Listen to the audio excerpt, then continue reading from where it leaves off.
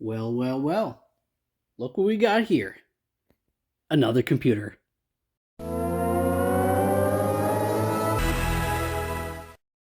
Although, unlike other computers that I've shown off on this channel, this one is different because, well, this one is one that I'm actually going to be using. Because this is my new gaming PC. So, if you recall, I originally had, I can't remember what model it was, but it was a Lenovo Idea Center circa 2017. It had a 7th gen Core i5 in there, 16 gigs of RAM. It had a 500 gigabyte SSD, 1 terabyte hard drive, and then a GTX 1060 6 gigabyte version. And that was fine for a couple of years that I used it. Although I did notice, especially with like newer games that are coming out now, it's pushing that old hardware a little bit, and I knew upgrading eventually was inevitable. Also, the fact that that computer was only compatible with Windows 10, it will not run Windows 11 because it's not compatible. And since Windows 10 support ends in 2025, that was another factor to consider when I was looking to upgrade. So I had some extra funds saved up, so I decided to spoil myself with a new gaming PC. Now, there were specific features that I was looking for when considering the upgrade to a new gaming PC. Number one, it had to have a USB-C connector on the front, which the Lenovo Idea Center did not have. It only had USB 3. Number two, it needed to be small and space saving because while, yeah, that Idea Center was pretty small, it still took up a bit of room, and I wanted something a little more small and compact that I could just put on my desk rather than below it and have more room. And number three, it had to be compatible with Windows 11 and also have some future upgrade options later on down the line. One option that I was originally looking into was an Intel NUC. Specifically, I think it was an Intel NUC Extreme 12, which, if you are familiar with Intel NUC PCs, they are essentially bare bones systems where you add your own storage, RAM, whatnot, and most of them range from little tiny PCs for basic computing tests all the way up to the Intel NUC Extreme, which is an actual PC that you can, actually use for heavier tasks like gaming. And the one that I found looked really promising.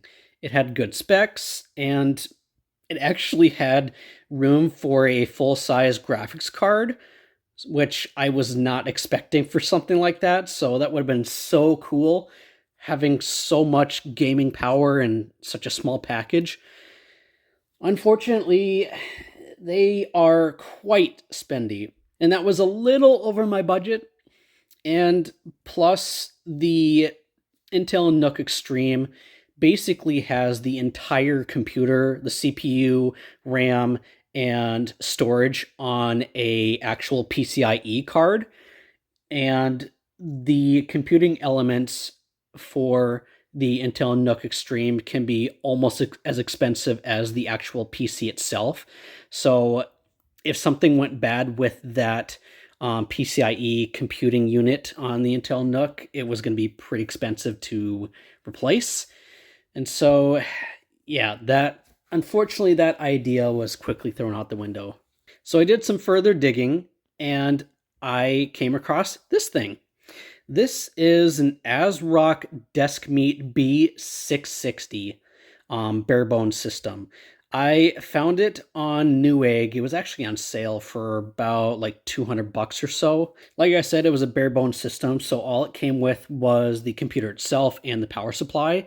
So I needed to track down my own CPU, RAM, GPU, and storage, which, that wasn't too terribly difficult. And the price for the computer and the components altogether was actually way cheaper than buying that Intel NUC Extreme. And since I was able to sell my old gaming PC for a fairly decent price, that meant that I had more money to spend on components. The only downside about this system is I was only able to buy the PC itself at the time, and then I had to buy the components separately due to shipping issues. Um, so when the PC originally got here, um, I wasn't able to test it out and use it at all because, well, I didn't have anything to put in it. But when the components finally got here, assembling was pretty straightforward, and I am pretty happy with this thing. It is running great, and it meets all the requirements that I was looking for. It's small, it's powerful, it's got a USB-C connector on the front, and it's surprisingly upgradable. So on the front of this thing, we've got our power button. We have a headphone jack, USB-C connector, two USB 3.0 ports, and two USB 2.0 ports.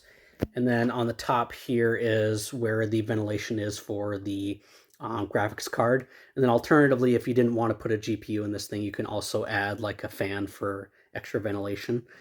And then on this side, we've got more ventilation. Most of this is for dissipation of heat for the CPU and graphics card. And then on the back, we have our graphics card. This thing does support dual slot cards, which is definitely nice. We've got our 500 watt power supply.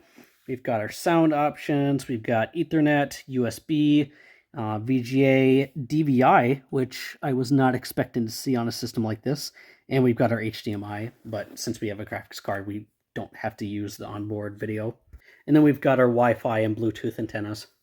Here we can get a better look at the internals of the system. Well, sort of. Honestly, the power supply is like the biggest part of this PC. So it's a little difficult to actually see everything in there. And in order to get into like the guts of the system, like your storage and your RAM, and especially your CPU, you got to take the power supply out, which isn't too terribly difficult to do. The most difficult thing is just making sure these cables are out of the way of any fans and whatnot.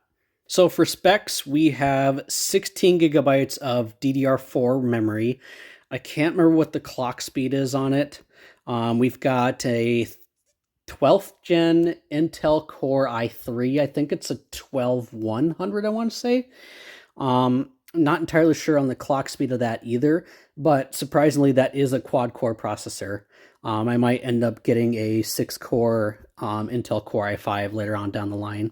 We've got a 1 terabyte NVMe SSD for our main storage, and then we also have a 2 terabyte SATA SSD for extra storage.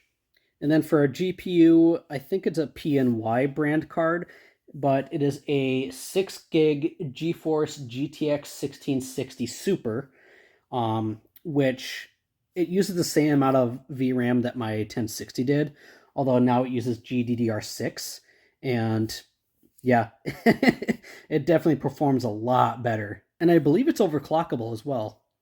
As impressive it is to have all this hardware be able to fit in such a small form factor, that is also one of its biggest weaknesses, because you can be a little limited with the parts that you can put in this thing, especially when it comes to graphics cards. This might be the biggest GPU that I'd be able to put in this thing. I don't know, they might make ones that are a little bigger, but that would be the biggest that you'd be able to put in this thing. Any other ones would not fit at all.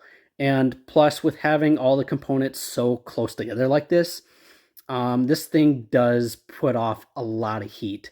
Although, in terms of temperature, it is within reason, luckily.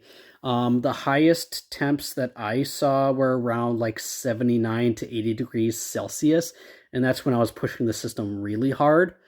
And luckily, I didn't see any thermal throttling, but yeah, this thing does get pretty hot. But like I said, it still works really, really well. All right, let's try to get some boot times from this thing. So now.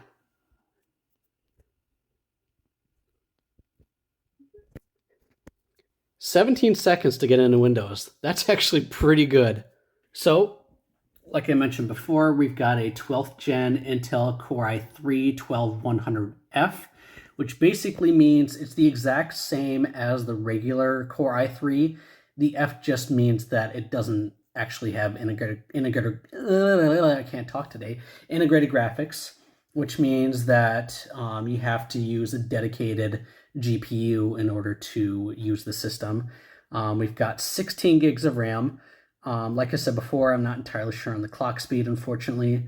And then we've got the latest version of Windows 11 Pro running on this thing. And then there's our 1 terabyte NVMe SSD and then our 2 terabyte SATA SSD. That's right. Unlike the Lenovo Idea Center, this system has no hard drives whatsoever, which means that load times with games and overall usability of the system is really, really snappy.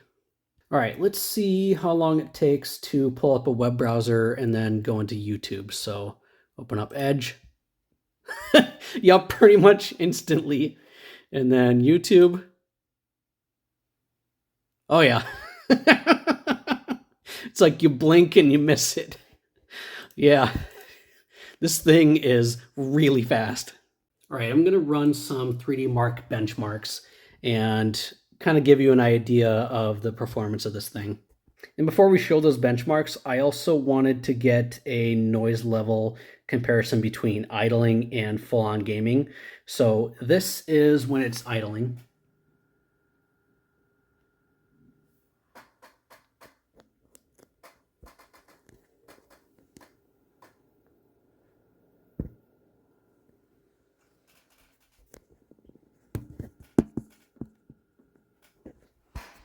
Pretty quiet. And this is the fan noise when the system is under full load.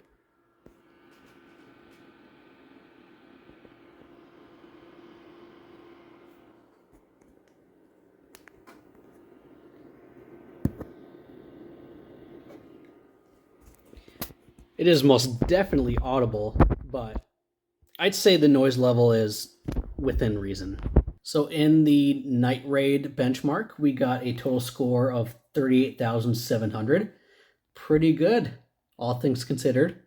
In Wildlife benchmark, we got 40,903. Also really, really good. In Wildlife Extreme, we got 12,239 points. Also pretty good. In the Firestrike test, we got 14,277. In Firestrike Extreme, we got 6,962.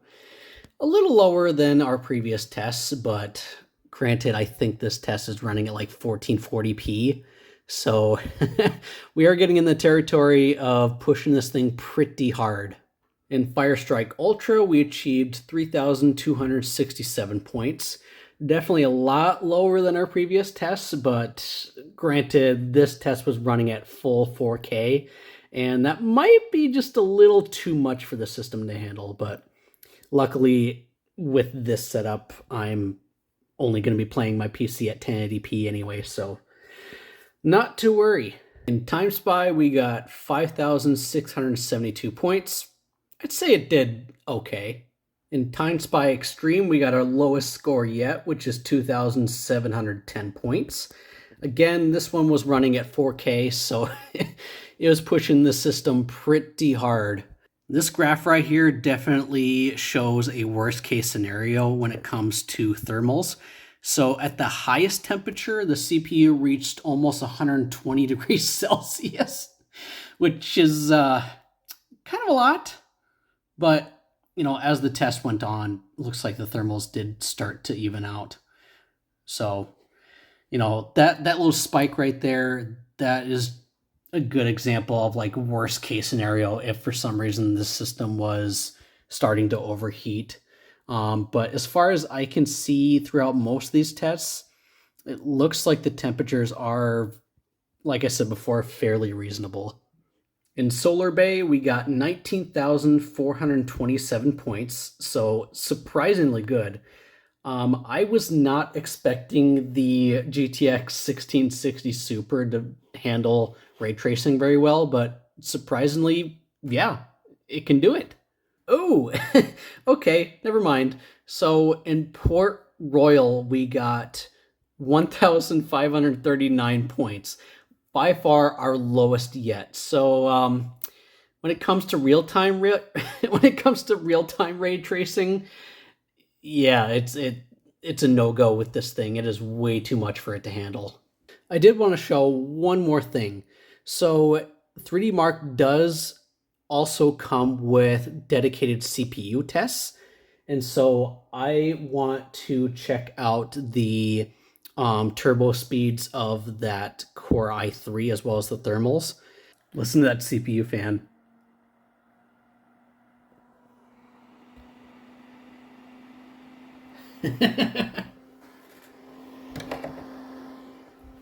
That Core i3 is working overtime. And yeah, in case you couldn't tell, this thing has the ability to turbo boost upwards of 4 gigahertz. That is really impressive. Looks like we're fluctuating between about 65 to 75 degrees Celsius. But again, worst case scenario when the CPU was like pegged at 100%. I'd say that's still pretty good, all things considered. Looks like in CPU Z, we got 564.7 for single-threaded performance and 3000 for multi-threaded performance. So, just for reference, I don't think the 7th Gen Core i5 is on this list, but let's reference, how about an Intel i7 7th Gen? Oh, it's actually faster.